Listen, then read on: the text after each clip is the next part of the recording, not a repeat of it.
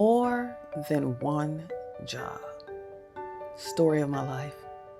How do you find your passion or purpose? Well, you have to find reasons to explore. I was a 14-year-old janitor scraping gum off the bottom of a desk that looked like a wooden drawer. Then I heard about junior achievement and sold chocolate trees for cash. I was going door to door and dressed to impress. Oh, I could not be mistaken for trash. Yes, I had to dodge the dog who was supposed to be all bark and no bite. Don't worry, I was a track star and quick, so I was all right. My coach said, "Venus, you got potential." Yet I wanted to pave the way. I wanted to be top dog and not seen as hungry for so much more, like a stray. Athletes often deal with physical pain, and now that didn't make me smile. I also wasn't interested in running in the rain for another mile. Yet that's how I learned to finish almost everything that I start. I won, broke records, and won some relay races. Meanwhile, a scholastic award in art. And when there were auditions for a play, I often landed the lead part. My director said, "You, my dear, are an actress with passion and heart." I also was learning self-discipline in ROTC as company chief. My shoes and my presentation were spotless, and I'd never catch grief. I survived boot camp, despite making people laugh during intensive training. I didn't take my superiors too seriously, and the ego fest was draining. That's why I chose not to go into the military after high school or enlist.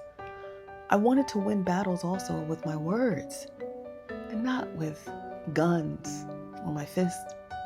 I knew my ancestors fought hard for education and simply the right to read. So it was expected that I continued to make them proud with no question indeed. But honestly, there were questions. What on earth was I here to do? Now, the church missionary told me that I got my talents from you know who. I was inspired, thinking, wow, me, I have potential to impact many people's lives. Then I heard, "You're not college material." I broke out in hives. It was my school counselor that made my inner light almost flicker out. Maybe she wanted to kill my dreams and fill me with a lot of doubt. "Where do you see yourself in 5 years?" And it hit me like a bomb. I knew I couldn't say on the couch watching TV and leeching off my mom. I wanted to prove her wrong, so I got my grades back on course. I refused to be a statistic, mediocre, or eaten alive by wolves with no more remorse. I said, "I will be an entertainment entrepreneur." I'll never forget that line. Be careful what you say. You might speak it into existence in time. Honestly, I didn't know what I wanted to be or where I wanted to go.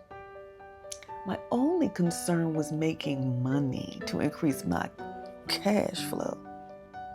I joined Upward Bound, and they positioned me as a campus tour guide. I led those freshmen into the student center with a grown-up sense of pride. Then I enrolled at the University of Akron, and the next thing you know, I was a sophomore working part-time with this guy named Joe. I lived off coffee like most students, staying up for a late night cram. Classes were cool, but finding cheap rent was my true pop quiz or exam. I worked in every department on campus, from career placement to history. I was even a computer assistant. And now that job, well, how I got that is quite a mystery. I only watched over those laptop monitors for about a good week. One early morning, my key no longer fit in the slot, but I didn't lose no sleep. It's true, one day I couldn't even turn the knob. I was like, oh, okay, I see. And I was on to the next job. Now I'm a teacher's assistant at the campus daycare. I helped with snacks and taught little girls how to braid hair. Once I was a DJ on the radio, and my name was Venus Miggity Mac. Crisscross was a hit, and I wore my clothes backwards with no slack. I won the top DJ award, and MC Breed wanted me to host a talent night.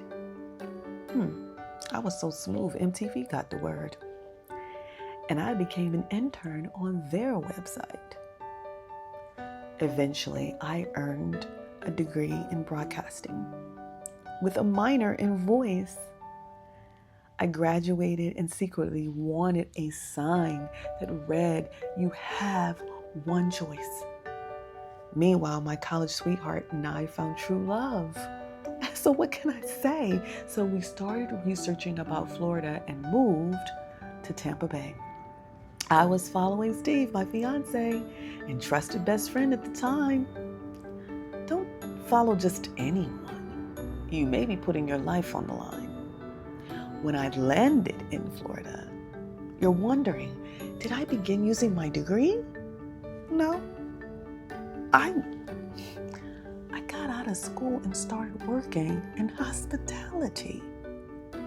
The day's end was a dive, but I was new in town with no working car. I returned to subbing on the radio eventually, but I was no longer seen as a star.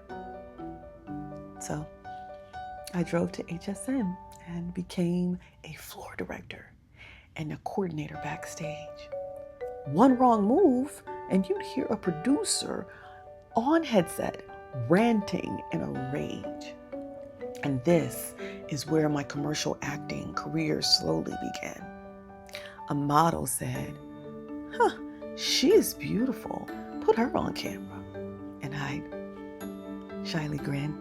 Then I'd ask, how much do models get paid? When I found out, I was open to an occupational upgrade.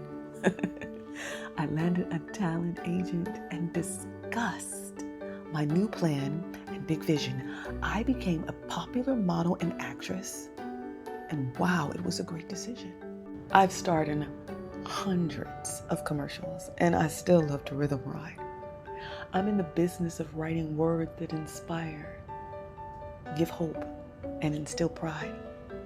I'm penning this poem for the person unsure of what they were born to do.